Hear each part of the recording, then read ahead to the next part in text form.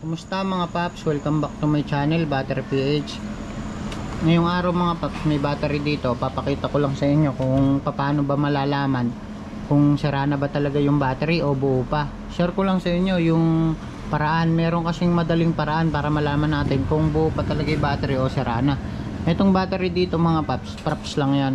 Syempre Battery PH tayo, battery content natin. Ayan. May mga nagko-comment kasi sa akin, mga nagtatanong, mga followers natin, ganyan. Tinatanong nila, bakit daw yung baterya nila mabilis malobat? Yung iba pa nga sinasabi mga paps, bago lang naman yung battery nila. 3 months pa lang ganyan, pero nalolobat. Yung iba naman, nakabili ng sasakyan, tapos yung battery kasama, nalolobat. Yung battery dun sa nabili ng sasakyan, nalolobat daw. Pero pag pina-charge na nila, okay naman na ulit, andar na po ulit. Kumbaga nagcha-charge naman yung battery. Sabi ko nga, hindi ko naman ma-check yung sasakyan nyo kasi malayo, nasa internet kayo, nababasa ko lang comment nyo. Maganda kasi dyan na actual check ko rin kung may problema yung sasakyan. Pero ngayon, ang madalas kong sinasagot dyan, ganito mga paps yung gawin nyo. Yung battery, tanggalin nyo muna. Tapos ipa-charge nyo yung battery mga 5 oras o 8 oras yung mapupull charge yung battery. Pagkatapos wag nyo munang ikakabit sa sasakyan nyo. Titingnan natin ngayon kung malolobat mag-isa. Siguro mga isang araw wag nyo ikabit, o kung mas maganda, kung hindi nyo naman gagamitin yung sasakyan, wag nyo munang ikabit kahit 2 araw, 3 araw, nakatanggal parehas mga paps. Tapos ipatong nyo to sa ano, lagyan yung sapin kunwari.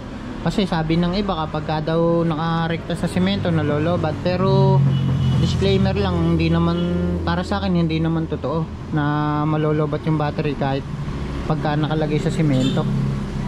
Kasi kahit na mga paps hindi nakalagay sa semento yan, kung sara na talaga yung battery, magse-self discharge yan ng mabilis.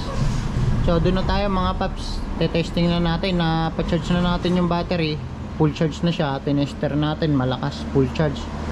Siyempre pag magpapa-charge kayo mga paps sa bateryahan kunwari, dapat pa-check nyo na full charge talaga yung battery. Salatin nyo kung medyo mainit yung battery, mas maganda pag nag-iinit yung battery. Hindi naman yung sobrang init mga paps. Meron kasing battery na kapag chinarge mo kahit na 2 oras pa lang, sobrang init na ng battery. Pagka ganun, sira po yung battery nyo. Pagka halimbawa 1 oras pa lang pina-charge, nag-iinit na po, sobrang init. Yun, may sira po talaga yung battery nun kasi meron siyang nagsho-shorted dito sa ano yan, sa loob, kaya nag-iinit. De yun, full charge na mga paps, i-standby nyo muna 1 araw yung battery.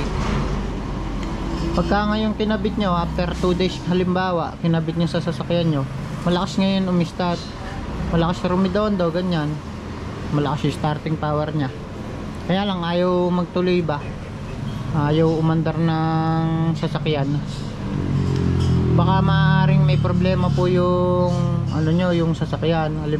Halimbawa yung kuryente nya sa mga spark plug, maaaring alang kuryente, o kaya naman yung sa gasolina nyo,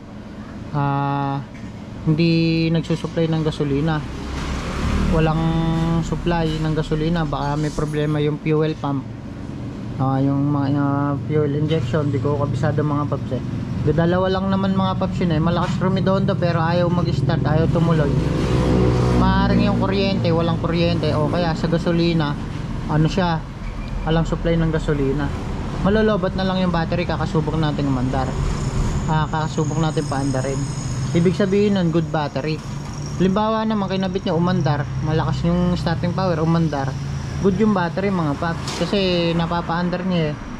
Dahil kung sira itong battery na to, sa loob lang ng 1 araw mga paps, magse-self discharge na siya, bababa na po yung karga niyan. Once na kinabit natin, hindi na niya kayang paandarin yung sasakyan. Ibig sabihin, sira na talaga yung battery.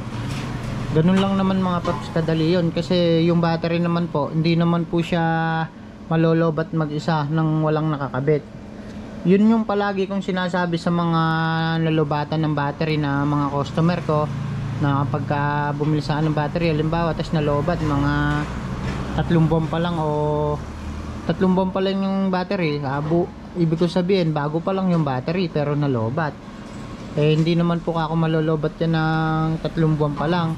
Tapos may nag-comment nga rin pala sa akin, may bumili kasi siya ng battery. Ngayon tinatanong niya okay lang daw bang i-stock yung battery, kasi buo pa yung battery niya.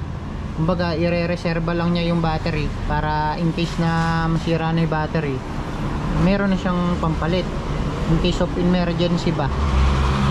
Kasi yung battery luma niya 3 years na, baka daw bumigay na. Tinatanong niya sa akin kung okay lang i-stock ko, ay i-stock niya yung battery, di daw ba masisira. Yun mga paps, ang ibig kong sabihin kanina, yung mga battery po na yan, eto yung mga branded na ganyan, hindi naman siya masisira kahit na hindi nyo pa ikakabit. Good for 8 months yan o hanggang 1 year, hindi masisira yan mga paps. Malakas pa rin yan. Kaya nga sabi ko sa mga ibang customer ko, kapag nalobat yung battery nila 3 months pa lang, maaaring may naiwan lang silang nakabukas doon, o kaya grounded yung sasakyan nila, or hindi nagkakarga alternator kaya nalolobat yung battery. Usually naman mga paps, kapag hindi nagkakarga yung alternator, halimbawa bumili kayo ng bagong battery, mga 1 week lang yun mga paps na ginagamit yung sasakyan, lobat na ulit yung battery nun. Kung minsan nga isang long drive lang na malayo malolobat na po yung battery nun kasi nga yung battery mga paps, nandun sa kanya lahat kumukuha yung sasakyan. Yung mga halimbawa nag-ilaw kayo, headlight yan, may aircon pa po kayo, yun, malakas yung blower nun malakas kumonsumo ng baterya yun, malolobat yung battery. Wala namang nagkakarga dahil di nga nagkakarga alternator, malolobat kagad yung battery. Yun lang naman mga paps, sana nakatulong yung video na to. Ulitin ko lang mga paps, kapag yung battery nyo gusto nyo malaman, tanggalin nyo muna, tapos pa-charge nyo, i-full charge nyo mga paps. Pagkatapos full charge na yung battery, standby nyo muna, lagyan nyo sa pin. Huwag nyo munang ikakabit ng 1 araw o 2 araw. Pagka ngayon hindi naman nalolobat yung battery, buo yung battery nyo mga paps, maaaring meron tayong problema sa sasakyan. Marami naman na rin akong ginawang video dito tungkol sa grounded ng sasakyan, tsaka sa pag-check ng alternator.